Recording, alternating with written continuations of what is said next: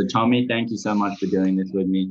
It's a huge honor, privilege. Obviously, you are a legend in the cannabis space, in the comedy space, in the movie space, in the music, in every potential avenue, you're a legend. I wanted to start out by asking you, Sure. what is your daily cannabis intake like? How much weed do you smoke a day? I don't smoke a whole lot. I'll maybe, a joint, maybe a half a joint a day. Because when I started smoking, I was afraid of it, and so I would just take a little toke and put it out and see what happens. That's what rats do. When they're not sure of a food, they'll take a little bite, then they'll crawl off and they'll wait to see if it kills them. And if it doesn't, then they go back and get some more.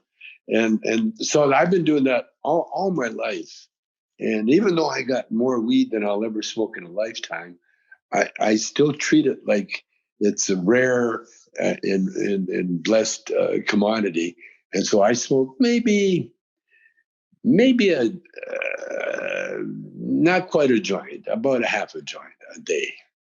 Wow. With my one tokes, yeah. And did you ever develop any kind of like abusive use of cannabis? It sounds like you've been No, not at all. Not at all. I've been bodybuilding since I was 15. And with the bodybuilding comes a diet. And with the diet comes the strict diet. Because if you want to, look halfway decent, you have to lose all that fat. And so when I started smoking, I was always very health conscious. And the only reason that I felt good about it is because all my bodybuilding heroes, it was the only substance that they would smoke. Arnold Schwarzenegger, for instance, if he took a drink and it had like 7-Up or some kind of Coca-Cola or something, he'd spit it out. Mm-hmm. He would not do any sugar at all in his body. But after he won a contest, he would light up and smoke a joint. And so, and Kareem Abdul-Jabbar is another, the great basketball player. He prolonged his career by 7 years with cannabis because he smoked it for his migraines, and what it did, it kept him very mellow, and physically that's what you need to do when you're in sports. You have to be able to relax the mind and let the subconscious take over, and that's what he did.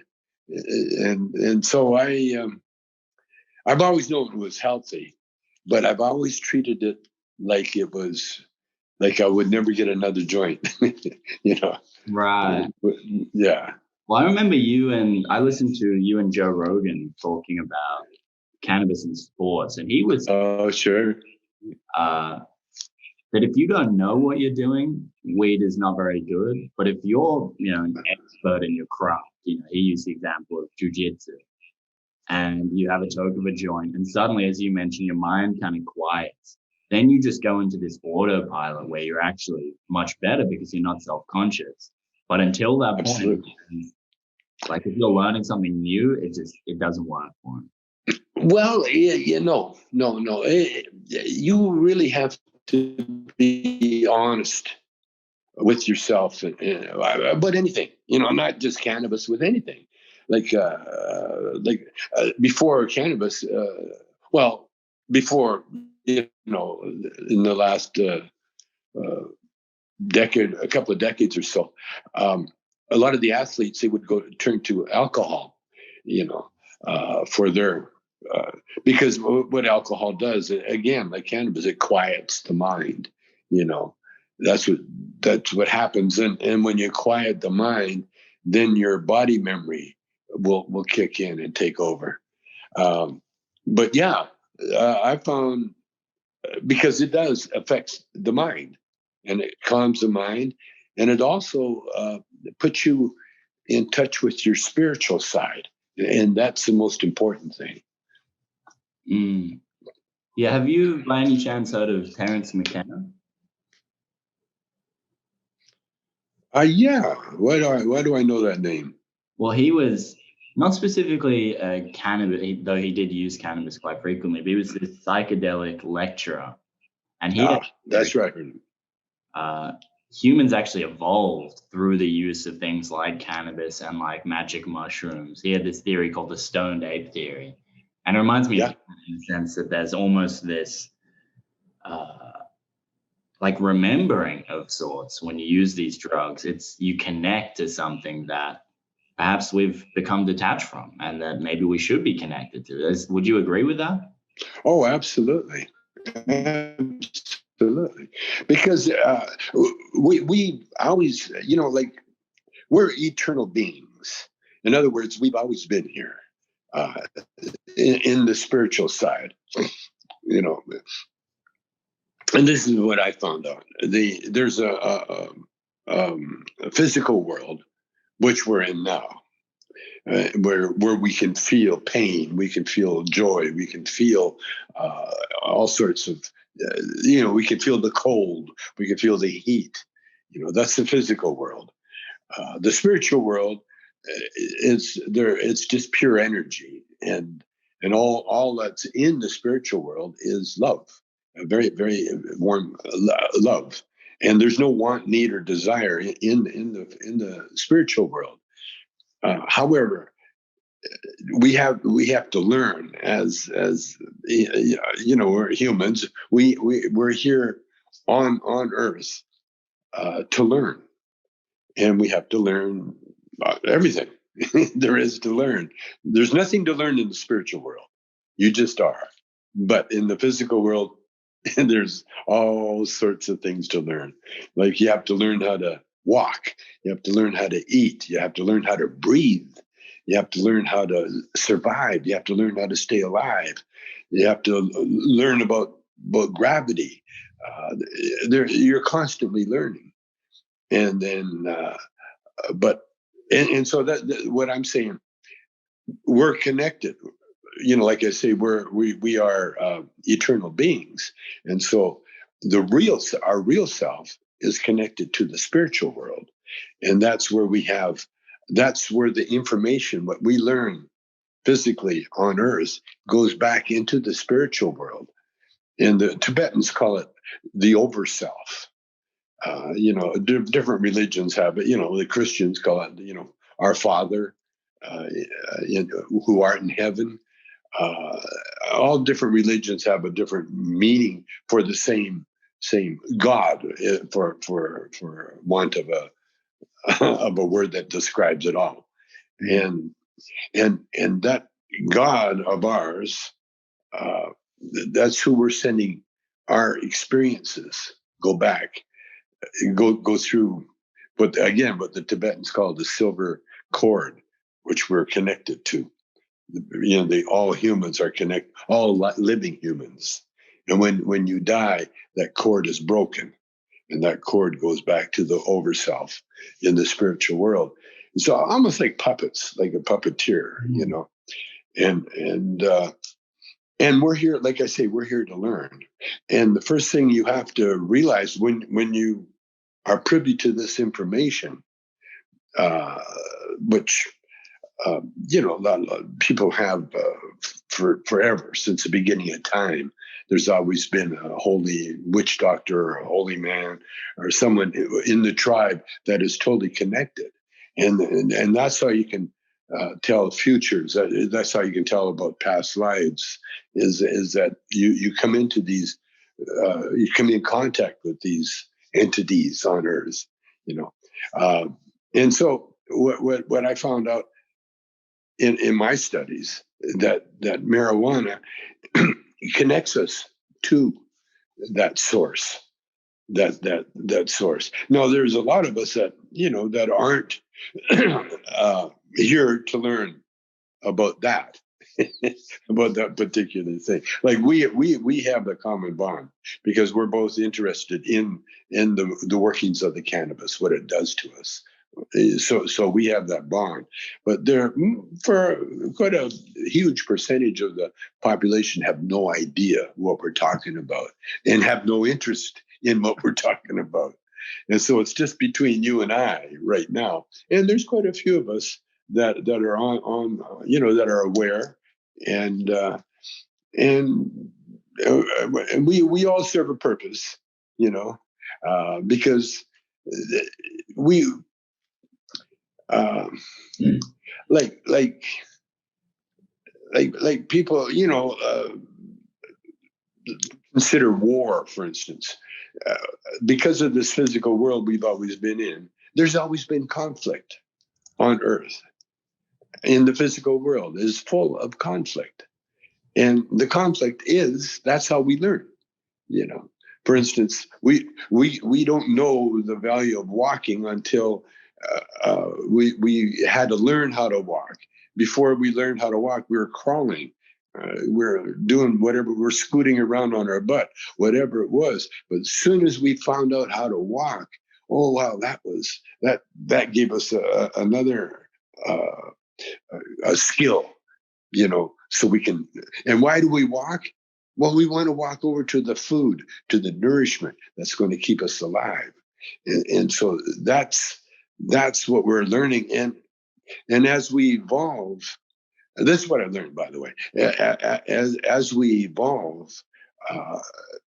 we learn through trial and error of what is the right, so-called the right path. Because all it is again, it's to learn, and really, we're here to help each other. You know what I'm saying? Like, we don't just appear on Earth. We have to go through a womb of a mother, and we have to have a father donate the sperm. All these things have to take place to ensure the human race continues and on and on, and so we are here. Like I say, we're here to learn, but we can't give what our knowledge to someone else. Everybody has to learn for themselves. But basically, our job on Earth here is to help each other. And when we do that, then we evolve. And if we don't do that, well, then we have to take the course over again. You know what I'm saying? And sometimes we backside. And the thing is, we need the evil, because we need the contrast. Because without evil, good does not exist. So we need that guy that that's doing everything wrong, and you go, what's wrong with him? Well, what's wrong with him is that he's showing us, for instance, like Trump. For instance, Trump has shown us, he what the worst president on earth could be like. He's showing us that, and so what he's done, he's cleared the way for a guy like Biden to come in and fix the mistakes, because we only learn from our mistakes. You see, you don't learn from your successes. Successes you enjoy. Mistakes you study and you learn what to do. And what is it that in your mind made you kind of go down this spiritual path? Like, was it just, as you mentioned, having kind of a personality that was fascinated with, or a calling to it? Was there anything specific? It was a calling. It was a calling, right from the beginning.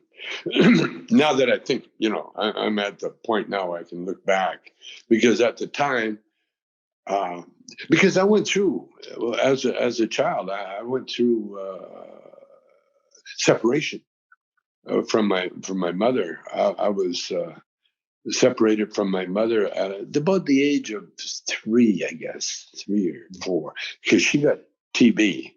And so you talk about, what do you call it? So distancing, quarantine, talk about quarantine. Well, back in the day, back in the 40s, when you had TB, you were stuck way in the sanitarium, and you couldn't hug anybody, talk to anybody.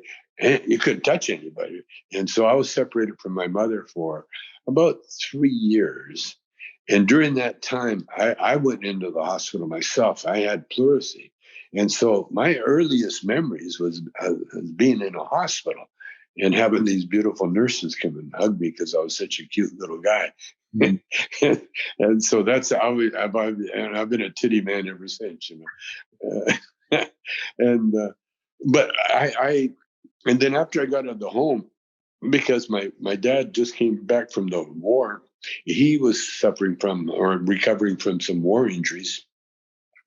And so he put the kids, my brother and my sister, my younger sister, my older brother, and we were put in an orphanage, like a Salvation Army home. And so, like I said, I went from the hospital right into the home. And so again, I was, incarcerated more or less. And I never really got back with my mother until I was, I guess, 5, 6 years old. That's when she got well enough to come out of they operated on her. They took out a lung. So she went through the rest of her life with just one lung. Right. But that was before the medicine. But then once the family got together, we were very, very poor. And I found out that my mother was quarter native.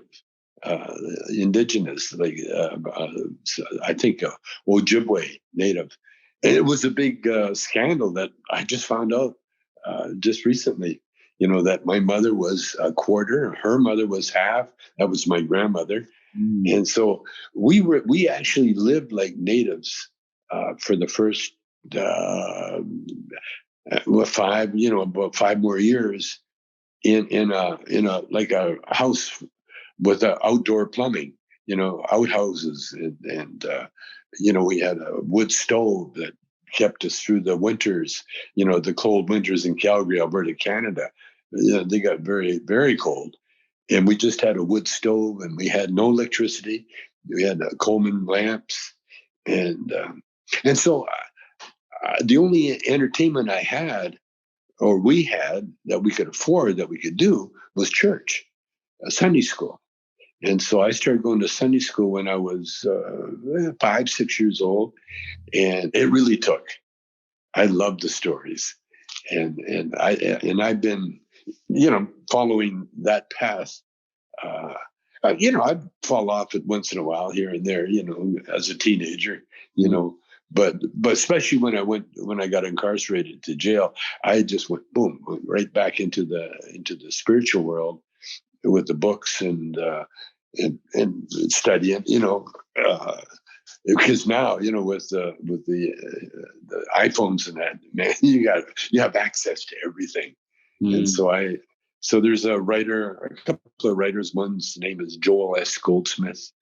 That was the first spiritualist that I really connected with, and then he turned me on to Emmett Fox, and those are writers that they explain the world to you, if you care to learn. Very interesting. And you mentioned obviously your dad was in the war, and I believe, if I'm not mistaken, you met Cheech as he was avoiding being drafted for the Vietnam War. Is that correct? That's right. Yeah. They were the American government was trying to get rid of the Mexicans. They were trying to put, the poor people, put them in get them in a uniform and get them over to Vietnam. See, that's the state we've always been in since the beginning of time. It's warfare because it's a physical universe, and of course you're going to have disputes. And of course, the people that have are going to try to keep it away from the people that don't have. And it goes back and forth, and territories and it was Cheech was running from the draft, and he ended up in my hometown, the town I was telling you about, where we had no plumbing and outhouses and that. Cheech moved a couple of miles away from that very place. It's pretty funny because when he moved there, before he met me, he was hearing about me, because I was somewhat of a legend by that time, and so he heard about me, and then when he met me in Vancouver, it was like it's very serendipity, He was, whoa, yeah, I heard about you. And there's again, see all that. What's that? What was it that made you a legend? Was it your comedy? Were you already weaving cannabis into your? Oh no. It was music. I had written a song called "Does Your Mama Know About Me," and it was recorded by Diana Ross and few, the Jackson Five and Bobby Taylor, our group, and so it was a minor R&B hit. And Cheech was a record reviewer for a hippie magazine, and so he knew about the song, and he knew the name Tommy Chong. He knew the name, and so when first, I don't know, it came up because you come from a small town like Calgary, and you make it big. Right away, everybody knows who you are, and everybody claims to have gone to school with me, and oh, he lived next door to me, and all that stuff. So that's how Cheech heard about me. Right. And then when you two partnered up, and obviously you became the huge success that you both became, what was it that prompted you to use cannabis as kind of your medium? We right from the very beginning, I've always been a big cannabis advocate from the first time, but the first time I tried it was 17 years old. And then after that, playing blues in a blues band, we had the guys, the pushers come around with the little pinners, the little joints, and sell them for $1 a piece. And that would be enough to get you high, enough to go play and enjoy your music. But when we started, we started out in a strip club. And so our first act was based around sex, not so much drugs, but mostly sex jokes. And it wasn't until we got to California and when we became a comedy duo that we had to go to pot because the crowd had been all of a sudden they're younger. They're not the strip joint guys, and they're much younger. And the only thing they related to really was pot. But more than pot, we're in Southern California in Los Angeles, and we had one gig. We in the beginning, we were like, oh yeah, these guys are funny, but it wasn't until we discovered Cheech's Chicano character, and that was done out of necessity, because we had to do 2 shows at one club, and the first show didn't go over that well. And the reason is that they're young and they're dancers, and they weren't into the sex jokes. And so we come up with the Chicano character, and I came up with the stoner character, and that was the which ended up in smoke. Right. Those guys. So as soon as we did those guys, oh my God! I mean, you could feel the excitement in the air, and it got after that in Southern California.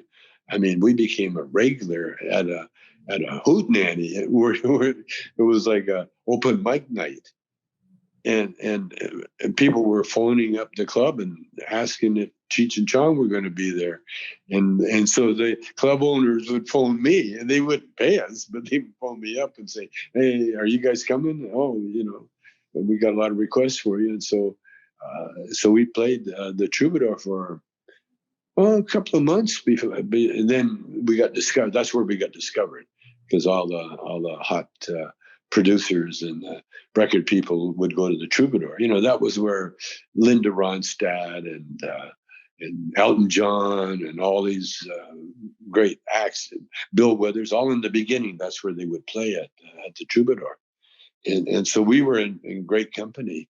as soon as Lou Adler, our producer, saw us, and he called us in and signed us up, and we recorded "Dave's Not Here," and the rest. that started the roller coaster, and it hasn't stopped yet. No, evidently not. And was there? I mean, it sounds like you've had a lot of kind of serendipitous moments in your life, and even the use of cannabis. Yes. Like you almost fell into this. Yes. You almost by chance happened across it. Yes. Was there any consideration more broadly of like we are changing the way cannabis is perceived, or was it kind of I want to make something funny and cannabis is currently the best medium for that? It wasn't just the cannabis. It was the way people looked at Mexicans or Chicanos. Back in the day, Chicanos were looked at like gang members, pachucos. Guys with long ducktails, and they were badasses. Because a lot of them didn't go to war. They stayed home and they had their long hair. Where all the GIs had their heads shaved, and so there was a lot of clashes between these pachucos, they were called, and so there was a lot of bad blood with the pachucos and with the gang members. And so when Cheech and I started out, Cheech was a wannabe pachuco. He was like a wannabe gang member, but he was he was a musician. He was a singer, and same as me, I was a guitar player, but we went with the fashion of the day.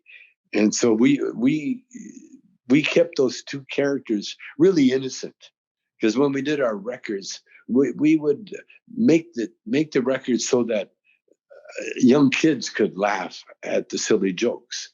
It was very juvenile. The jokes were really juvenile, and that made everybody laugh, especially if you're high. The stupider the better. And so there was we never attacked it. What we did, I took a page out of Charlie Chaplin. You remember Charlie Chaplin? And he was this great comedian. And I read his bio, and he said, before he discovered the tramp, the character he did a ton of other characters.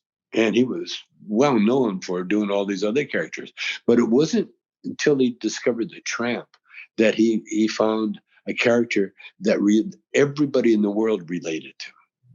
You see, and so when we started doing Cheech and Chong, that was stuck in my mind, especially when we did Up in Smoke, because I wanted to show the innocence of musicians, because all we want to do musically is to play music. But in order to play music, we have to get high. We have to get our marijuana. And so the Up in Smoke was a search for marijuana, which was crazy, and just so we could play music. And that's what we did. And then I was more aware of the bad rap that Mexicans have, the Chicanos. And I really wanted to show through Cheech how innocent, how funny, how lovable these guys could be, and that's what Cheech did. And to this day, I mean, we are so popular in all the Spanish-speaking countries. It's incredible. I mean, we're like treated like gods in Brazil, and Argentina, all those places, man. You mentioned Cheech and Chong, and everybody, because it just resonated with everybody. We weren't, mad at anybody at all. Nobody. We're just innocents trying to play our music. That's all. Well, I believe even when, and you may know this better than I do, when the war on drugs began, the term marijuana was actually taken from Mexicans, and they used that to demonize the plant. They did. So it's interesting that not only, in perhaps a direct or indirect way, Up in Smoke and the Cheech and Chong films, not only kind of remove the stigma around cannabis, but also the association with cannabis and Mexicans and how derogatory that was back in the day. Yeah. Yeah. Very interesting. That's exactly what I wanted to do. Because see, that's what really pissed me off about Trump when he announced that that he's building a wall from Mexico to keep the drugs and the gang members and all that crap. That was such lies. So racist. And here we've been fighting forever. To keep that. And racism has always been part of the world. I'm not just going to say the United States, the whole world. And I think the most racist country in the world at one time was Great Britain, England. Because oh my God, you could, they were proud of it, especially when they had India, I mean, when they owned India and all the in Africa, parts of Africa, all South Africa, that was the Dutch, but I mean, it was white guys taking over black continents in the name of whiteness, and Canada was no different.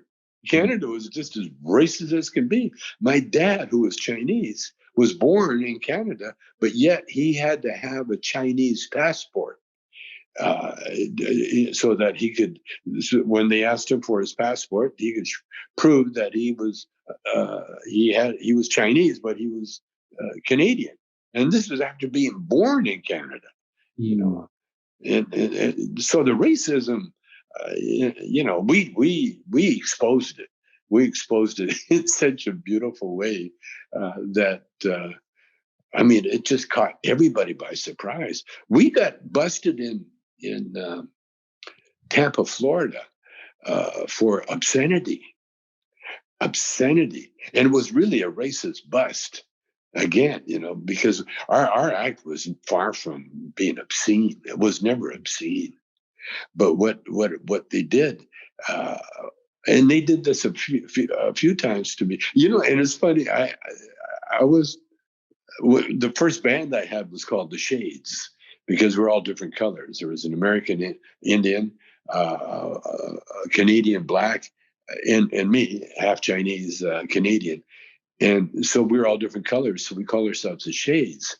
Well, we got so popular that we got called into the mayor's office and was told to leave town during the Christmas holidays because our dances were so popular that it brought, there was nothing to do in Calgary, and our dances were so popular it brought all the teenagers, and at that time that's when teenagers were the hoodlums of the world.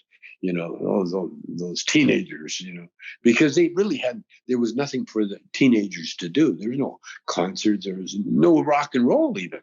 There was nothing. And so when we started doing the dances, we got so popular that we were bringing hundreds of these teenagers to the dance, and it got to the fact where the mayor wanted these colored guys, these Black and Indians out of town. So get out of town. And so we did. And, we went to Vancouver where it was mostly Chinese. So we had no problem there. But no, the racism in the whole world, it was written in the law. It was in the law. I was watching TV. It was in the 60s that the blacks were finally allowed to vote. Yeah. Can you imagine that? The 60s, the Voting Rights Act. Before that, I mean, and then when Trump, tried to steal the election this time using those old methods, but everybody kind of laughed at him. But it's serious because that's the way a lot of people think. But it's temporary, and that's again that was the magic of Cheech and Chong, because I'm not fully Chinese, just like Barack Obama isn't fully Black. See, people always forget that he's half white, and yet they always point to the blackness like it just negates his whiteness. But his whiteness came through. It's same as me. I'm half Scotch Irish, and 8% native. But yeah, there's a lot of whiteness in me too. And I can't deny that, and so so it's yeah, I was thrust, and I think purposely, that's the way the universe works, I think and that's always been because I never had any ambition to do anything else but what I'm doing. You know what I mean? Like I can play guitar, but I'm not a guitar player. I can direct a movie, but I'm not a movie director. I can act, but I'm not an actor. I can do all these things, but I'm not really. You can't pin me down. I can write. I've written a couple of books, but I'm not a writer, per se, And so I can do a lot of things. And now I'm into art. I'm into modern art. And I'm loving the hell out of this. Because again, the way I create is that I smoke a joint and then I kind of expect that influence, to pop up with the idea. And no, I'm really happy with what's going on and what we're doing. Mm. And then obviously you've played, and I had this kind of struggle at the beginning of the interview of like, what do I even label you? You're so many things simultaneously in like a category. But in a lot of senses, I think a safe word would be pioneer. I'm not sure if you would kind of shy away from that, but you really carved the path for a lot of things, frankly. But in terms of Tommy Chong, obviously, even just the stoner film, the stoner comedy, I mean, firstly, were there any kind of competitors at that time doing a similar thing? And secondly, what would you say your favorite stoner comedy is from the past, say, 20 years? Well, we had no competition. There was one movie out, and it was like a government movie called Reefer Madness, and that was the only one. And Reefer Madness made so much money, it started a movie company called New Line Pictures. Wow. The guy just ran it. He found out that it was no one was claiming it was a government film, training film, and so he took it, and he got the rights to it. And he went around and showed it and made so much money. He opened up New Line Pictures with Reefer Madness. But we we kind of started our own genre, and we influenced so many directors. Quentin Tarantino, Spike Lee. Spike Lee. Spike Lee. All these. So many directors, just influenced by the fact that we did it, and we influenced a lot of people to go the same route we did. Again, because the spiritual help was directing me, and it still is. It still is. I've got a really good connection with the spirit world, because that's how we met. That's how Cheech and I met. Because it was so serendipity. It was like I started. I got fired from Motown. That's what started it all. Anytime I get comfortable somewhere, something happens that changes the dynamics. Like for instance, the movies. Because there was enough money made and up in smoke that Cheech and I wouldn't have to work again another day in our life. Except we got kind of bamboozled out of the big pot. By smarter promoters than we are. And that's one thing about poverty, will keep you working, you keep you creating, and so there's a lot of good things. And then right after, when we started doing Up in Smoke, we had a fight with the director and the producer, Lou Adler. And so we were, even though we had a hit movie, we were without any kind of contract with our next movie. We had to go back on the road because we had no money. And so we went back on the road, and then we started creating, looking for a way to, to do more movies. And then we ended up, again, meeting the right guy, and he got us free of the contracts. And next thing you know, we're doing 4 movies. Again, we could have retired, but instead of retiring, Cheech got tired of doing the Chicano character, and so he left and went with Don Johnson to do Nash Bridges, and then that freed me up to become a stand-up comedian on my own, because up until then, I was sharing everything with Cheech. And then I became a stand-up comedian. And then I got bored being out there alone. And also I didn't want to leave my gorgeous wife home alone. And so then I talked her into becoming a comedian. And she loved it. And she's really good. And so everything worked out. You just, in your mind, you just have to just go with the flow. And, and when those doors, opportunity open, just jump right in. That's what I did. Mm. And so what would you say your favorite stoner films has been? Stoner, my favorite movie, it's not a stoner movie, but it had more effect on me than any movie ever. It's a little movie called Badlands. What's his name? I always blank out on his name. Great filmmaker. Oh God, come on! I always get a block there. But anyway, Badlands with Sissy Spacek and Martin Sheen. Mm. It was Martin Sheen's first movie, I think it was, and that movie, it just fascinated me. The music, the cuts, the story, the acting. And the art. There's so much art in that movie.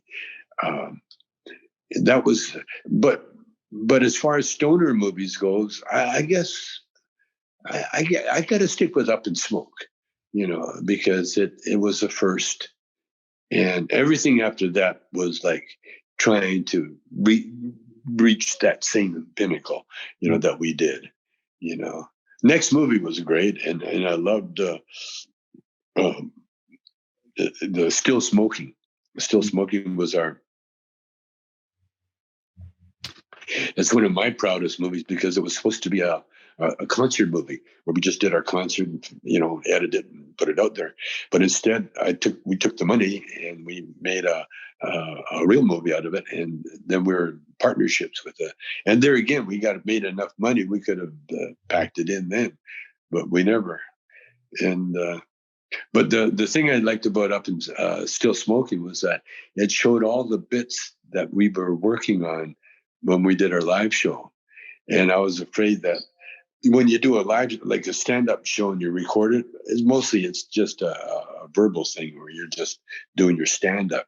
But with Cheech and Chong, we would do scenes. We would do, actual like short vignettes. And Still Smoking had all those in there, so I loved that movie, and I liked the only non-doper movie we made was Corsican Brothers, and that's a lot of people's favorite movie, because it depends on where you are and how old you are at the time when you see these movies, where it just sticks in your mind, But as far as everybody else's stoner movie, I guess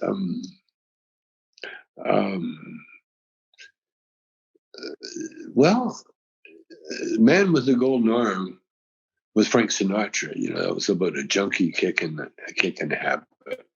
That was pretty intense, because it showed a lot of withdrawal, the horrible things of that.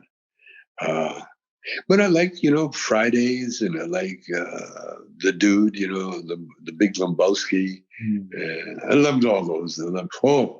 I got to say, my favorite stoner is Fast Times at Ridgemont High. Sean Penn, and Spigoli. Right. Spigoli is my all-time favorite stoner. Mm. It was so unique, so original. Because I showed Sean Penn's incredible acting skills. Because he just, when I think of Spigoli right now, it just cracks me. Because my son became a surfer, and he hung out with Spigolis. You Right. know, yeah, and in fact, we had a Spigoli living in our house that we didn't know about. One time we come home, we looked in the kitchen, and you can see the window, and it looked like our son, but it wasn't our son in the refrigerator. Mm. And we said, "Who's that guy?" And we found out it was. It was my son's friend. It was like a Spigoli. He was in our refrigerator because he had nowhere to stay, and he Right. used to sleep. He used to sleep on the beach so he could be there first to get up the wage. Mm. uh, And then obviously outside of movies now, you've kind of expanded to have your own cannabis company, Tommy Chong's. How did that come about? yeah, my son Paris. Back actually when I went to prison in '03, my son kind of grew up and he took over, and then he took over as my manager. And then when I got out, we started doing. Then he tried to get Cheech and I back together again, and so we had a meeting and it didn't go very well. We had a big fight over everything. But I hadn't seen Cheech in years, almost 20 years, and so I sent him an email saying, it was nice seeing you again. We got to get our friendship going again. And my son intercepted the email and he changed it. He says, "I'm really looking forward to working with you again."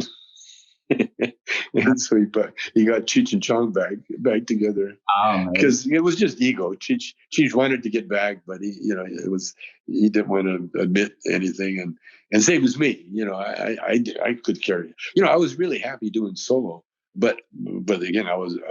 It was the biggest thrill of my life to go back to be working with Cheech again. Because then we scored again in another generation. We went through 5 generations now of Cheech and Chong lovers. So that was nice. Yeah, that was good. Yeah, and you mentioned obviously being in prison. How many times have you been for cannabis or cannabis-related charges? Well, just one time. We got arrested in Tampa, like I said, for obscenity. It wasn't cannabis. Anytime we got caught with cannabis or pot, they'd let us go. It was like, yeah, it's Cheech and Chong. Yeah. We're not going to bust you. It was all political bust anyway, a racist bust. That's all. But you didn't want to be the cop to bust Cheech and Chong. Nah. Everybody would have, because we had all the police, big fans. Cheech's dad was a LAPD sergeant. He was a cop. Cheech was raised by a cop all his life, and Oscar, at the end of his career, he was teaching, and all he had to do was mention that he was Cheech's father, and he would get all the attention and all the accolades in the world. Oh, you're Cheech's dad. And so that worked out. No, we never got busted for weed. We got stopped a lot. I got popped one time at the border. I used to carry my weed in my guitar case, but I keep it at the top of my thing, on my back. And so the neck of the guitar would be way up here, and the dogs couldn't smell it. And so I made it through. But one time I had a pipe in my pocket, and that dog came up, boom, he caught the pipe, and so then they found out that, I was smuggling my daily weed in my guitar. No problem, anywhere, man. And back in the day when we used to go to Australia, man, oh man, you could smoke practically anywhere. No one bothered you. It was like, Wow. It was like, no one knew what it was. A lot of countries, like Canada, You could smoke it openly because they had no idea what it was. They would search us for booze all the time, beer, and they would stop in the car. We'd be smoking. They'd get a contact high. This is about all, but they were looking very, stringently for alcohol. But then when it got, when Texas got crazy, and when they started getting really, really anti-drug, Nancy. In fact, when Ronald Reagan took over, I moved up to Canada because I didn't want to be around the war on drugs guy, and so we moved up to Canada. We stayed there for a couple of years, and then we came back. But no, we had no problem with weed, no matter where it was, And one time we coming in Canada, I had a seed from Africa, and I wanted to put it in a special place, so I put it in my passport. And so I'm coming into Canada from Europe, and they open my passport, and there's a big marijuana seed sitting there. Oh no! And the guy actually took it and confiscated my seed, my African seed. But you got away with it? There was no... No, but they didn't. There's no charges for that. They only charge you if you don't have any political clout. If you have any kind of notoriety, unless they're out to get you, like a Snoop Dogg or something, But with me, because we're comedians, no one wanted to have that thing. But Canada, oh man, they were again very racist. One time, the Four Tops, remember the Motown group? Yeah, the Four Tops, a big Motown group. They were playing in Vancouver at a club there, and the maid found a roach in an ashtray, and so she called the police. Or the hotel called the police, and the police got the room next to the Four Tops. And when they came home from the gig, they bust through the door and they busted all the Four Tops, including the white comedian. And the white comedian was crying. Hey, I'm not with these guys, man. Hey, I'm not with these guys. Do I look like I'm with these guys? I don't even smoke that stuff. What are you talking about? But for Roach, and they had to go to court. They had to do all that bullshit. It was it was back in the day, and we had Stadenko, and Up in Smoke. That the cop. There was a real cop in Vancouver who always tried to bust us the whole time we were there, and that was before Cheech and Chong. Before it was Cheech and Chong. But when it was just the band, they tried their best to bust us. Intermission, we'd go out to get a smoke, and the cops would be waiting for us.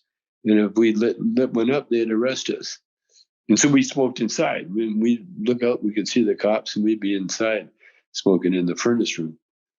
But yeah, that. And now Canada's legal. It's crazy. But they have other stupid laws.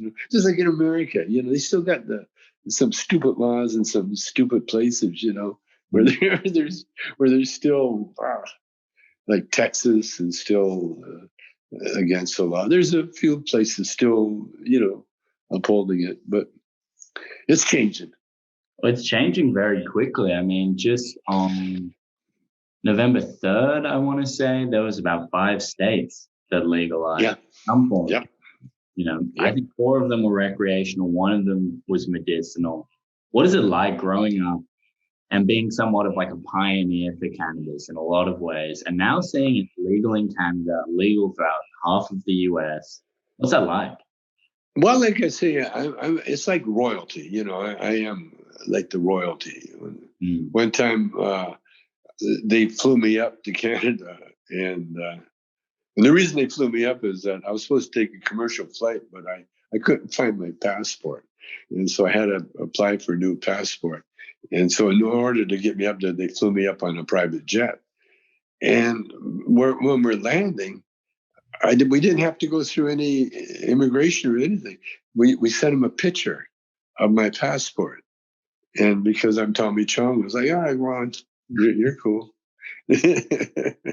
And so it really is like royalty now. And then people are always, I get more free weed than I know what to do with. In fact, I tip all my, like the dog groomer and all the people, in the restaurants. Well, I used to, in like Whole Foods when we go to shop, there's they love to see me come in because they know I got goodies. But you know what we got? I got to show you. I don't have it on me. Do I have it? We got breast strips. They're Tommy Chong breast strips. That's right. The kind that melt in your mouth. To keep your breath fresh. Yeah, and they're filled with THC. And so you can do one, and next thing you know, you're hungry. You're listening to music. you're laughing at every stupid things. It's really nice. I take them to sleep with, but yeah, so does my wife and all her friends. They're really good to take just before you go to bed. It knocks you out, and it's very healthy. And you wake up and you're so creative, ready to go. Yeah, the breath strips. No, the Tommy Chong stuff. And it's good. Oh, the CBD went through the roof here. Whoa. I mean, and they're even talking about home shopping network kind of thing. They want me on there. And, I mean, the income well, I hang with billionaires now. Let's put it that way. Wow. Yeah, I'm in that crowd now. I'm gonna hang with them. Yeah. This is the CBD, huh? Yeah, CBD. Well, they got it in Walmart. They got it in all the things. And we're going to be over in Europe. We're going to be in Australia. We're going to be everywhere with the product, And oh man, it's because it's the perfect medicine. It helps. Oh, it eliminates all the dangerous opioids, and it helps people with MS, helps people with all sorts of problems, serious problems too, And with me, I have no idea what it did, medically, but I think my take is that it calms the mind. And the mind controls the immune system, and once the immune system kicks in, you're good to go. So it's the future is very bright, very, very bright. Yeah, because mentioning or touching upon what you said about opioids, I interviewed previously an MMA fighter called Elias Theodora, and he had bilateral neuropathic pain, which I don't really know specifically what it is, but it was a constant pain. And he's a fighter, so it's very difficult to wrestle with that. And he was fighting. But it was the brain. It was the brain, right? Neural. And it was all of his nerves. It was all of his. Oh, nerves. Oh, right. And he was Canadian, actually. And he was fighting for a cannabis use exemption, therapeutic use exemption for cannabis. Sure. And to get it, he had to use virtually every opioid under the sun for about, I think, 8 weeks for each one until he could say, hey, look, this doesn't work for me. This doesn't work for me. Going down the line until eventually, finally, they said, okay, you can use cannabis if that's what works for you. Wow. You think about anyone with some kind of injury or illness, and the first response is to give them opioids. And then what happens? They may get addicted. They may not be able to kick it. Very risky stuff. So it is good we're seeing, and again, I'm not a doctor either, but it's good we're seeing cannabis as a kind of natural, less addictive alternative, which, Well, the thing is about opioids, about the medical system, is that these pharmaceuticals, they pay doctors to prescribe the opioids. They give them a cut. They get a little cut of it, of all the opioids. And the doctors don't get a cut of the cannabis, see. And so yeah, there are a few doctors that have, got the conscience, and they do prescribe it, but it's all about money. It's all about the money. It's just like the oil in the electric cars, I mean, we could have had electric cars 1912, I think it was. When they had the gas car, they had the electric car at the same time. And the electric car was way superior than the gas car. But then when Getty and Rockefeller decided, that we could sell a lot of gas, if Ford comes up with the right car, because Ford had an electric car. Ford had a car that ran on cannabis. So it's all about money. It's all about big money. And the big money, like the oil companies and the opioids. See, look at that guy, that OxyContin that had to pay back billions of dollars, and he still had billions of dollars. That's the kind of money that crap will give you. Well, look at the cigarette industry, same thing. The tobacco was fine until they put nicotine in it to make it addictive. Before that, tobacco, you could take it or leave it. But once that nicotine got in there, man, you were hooked. And it's just recently now that you can see a movie now where they don't smoke, and if they do smoke, it's like weird. It is. I mean, it's changed so quickly. But it's all about money, and that's why the marijuana industry, it screws everybody up, because they're trying their best. The Canada, the States, everywhere, trying their best to make it a sin, so they can tax the hell out of it. Make it as like alcohol or like pharmaceuticals, but you can't. That's why, and you don't have to do anything with it. You just have to make it into an oil, maybe. That's about it. But it's all done in a very healthy manner, and like the CBD, it's taken over, and I love it, man. Because I never was in the business of making money of selling products, but I like the fact that I got my name on a healthy product that is sweeping the world and showing results. That's another thing, because I had a chance to put my name on a beer. In fact, one guy did a brewery. They put a Tommy Chong beer out, and I looked at the beer, and I drove out to it was in the Death Valley in the desert, and I drove out to the brewery, and the brewery was pretty cool, but I had visions of a car crash, bottles strewn around, Tommy Chong beer strewn around at the scene, and I just didn't want to have any part of the alcohol world at all. So I nixed that pretty fast. Right. I mean, yeah,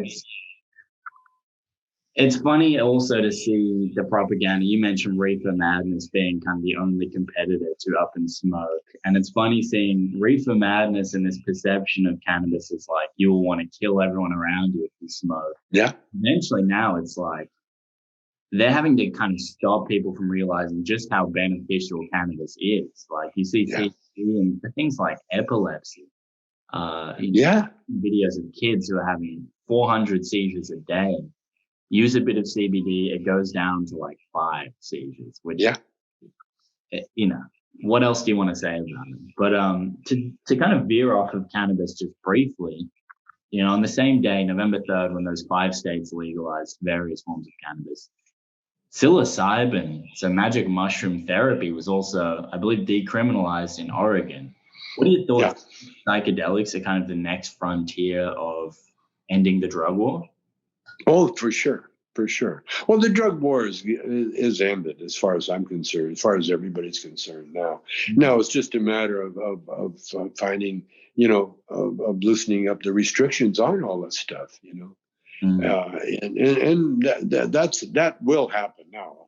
Thanks to Trump, because he just brought everything to the head where we got to. Oh, this is good. This is bad. He did it. But yeah, definitely psilocybin and the LSD, all the psychedelics, ayahuasca, is that what it's called? Ayahuasca. Yeah. Yeah, all those things. But no, I've done the psilocybin, I've done the LSD, but I did it again. It was therapeutic for me. And the last time my wife and I, because that's how we met, or right around that time, and it wasn't even called LSD. It was called Try This, and Right. and I did, and then I turned my friend at the time, now a wife. We did an acid trip together, and we haven't been apart since. Wow. because that's how connected you get, because you go into the spirit world for sure, and with it, and yeah, I love my acid trips. Again, because it was my spiritual training, because all it did was enhance that experience, because that's in the Bible, that it's full of all these instances where they, the burning bush, for instance, or the locusts and the honey, and for Samson, and there's all sorts of mentions in there. Ezekiel saw the wheels a turning way in the middle of the air. There's all sorts of psychedelic things, because it's hand in hand. And have you heard about? They figured Joan of Arc was on acid when Really? she, yeah, because all of a sudden here's this girl leading an army. But back in the day, see, because LSD comes from the wheat mold, and back in the day, they never had, food and drug people. And so a lot of times the weed would get moldy, and a lot of times the wheat would get used. And that accounted for a lot of things, the Irish seeing the little people, and all the spiritual, because all the fairy tales, they come from that world. That's how Alice in Wonderland was definitely an acid trip, and all those, and that goes way back. This is way back in history. So you can imagine the early man, when they started doing trying, the different plants, checking them out, just like the weed was growing wild here before the white man came to America, and they called it local weed. And the cowboys would be on the range, and their horse or the cows would start acting crazy, and then they'd say, "Oh, been eating that local weed." Right. and so they would track it down. Now the natives did it. The natives knew that it was good for you, but the cowboys, they had to roll their little one-handed tobacco cigarettes, and they wouldn't go near that local weed because they saw what it did to their animals.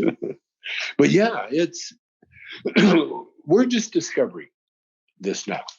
That's really our job, as we have to be the spokesperson. We have to be the ones that they quote, and that was another thing I did with the movies. I made sure that Cheech and I were in the best shape of our lives, because like I said, I've been weightlifting since I was 15. And then so when I got close to being on screen, I said, whoa, hit the gym really hard. And so, because I wanted to show stoners with a nice physique, and healthy and moving around, I mean, yeah, I took a lot of drugs that I shouldn't have, but I wasn't, it didn't look like I needed to be hospitalized. I look like, oh, this guy can, take care of himself, that kind of look, And then, I don't want to take up too much more of your time, Tommy, but what have you got on the horizon? What projects are you working on? What have you got planned? Well, to open the Cheech and Chong dispensaries. That's what we're working on now. We've gone public with the offer. It'll be on the stock exchange, the offers, and we're going to be selling shares. We are selling shares now, and we're going to have a series of Cheech and Chong dispensarias, we call them, and they're going to be carrying all our product, and it's also going to be more of a community center experience as opposed to just the sale of the weed. Because what I want to do, I have a bulletin board. I want to have an art and a book in a sort of art section. What to read, what to see, what to the latest of the latest. So when you go there, either you go online or when you go see us, you're going to get a whole experience, not just the product itself, but it's going to be really a Cheech and Chong experience, because like Cheech, the Mexicans, where it all came from, they would come across the border with a bag of weed, and it wasn't, it was for medicine, it was a lot of it that was their medicine. And that was the Pachucos were the ones that started smoking the reefer, because they knew the effect. Hey, it made them cool. It made them talk cool, made them dance. Into music. And the girls had their hair looking good. And the girls, yeah. So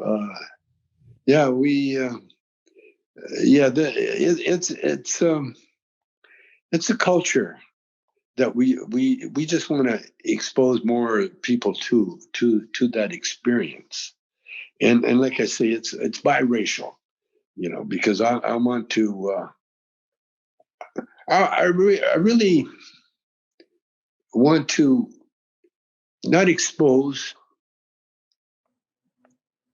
Are we still there? Yeah. I got a low battery. Well, we're quitting, but I want to turn the world onto the culture, not just the effect of smoking it, but I want the whole experience for everybody to have that whole experience, because a lot of it, like right now, there's a lot of so-called religious leaders that are opposed. You know what I'm saying? But this pandemic has screwed a lot of these guys up, because it cracks me up, because these churches are crying the blues, Well, the thing is, Jesus never went to church. He went to temple one time, and he got pissed off and he overturned some tables. That's about it. But Christianity was never meant to be in a church. It was meant to be every day. It's a way of life every day.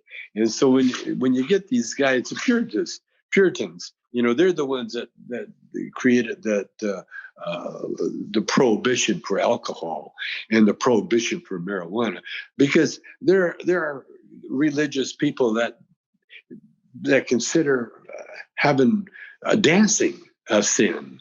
They just go overboard with their craziness. And so all of that's been exposed with this pandemic, because the pandemic says, you don't go to churches, but we need marijuana. Yeah, we need the shops. We need those marijuana shops open, because there's social distance. They're not hanging out. They're not talking. They're just getting their medicine and they're going home. And that's what they want everybody to do. And that's another great thing too, because people say to me, "How are you managing this pandemic, this lockdown?" And I said, "It's a dream." It's a dream come true. I wake up when I want to wake up, and it's early. It's usually early. And because I go to bed when I want to go to bed, I eat when I want to eat.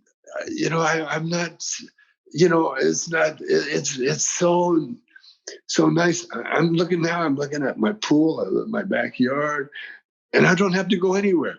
You know, because back in the day when you had to make a living, I had to fly here, I had to fly there, I had to live in this hotel, I got to do this, I got to perform here, and you got to be over there, I got to do this and this. Now I just sit at home and open up my mail and go, there's another check. Okay. It's great. And yeah, it's exactly like you mentioned with coronavirus, because obviously a lot more people are indoors and at home. They have a lot more time to consume cannabis, and we're seeing that the cannabis use is rising.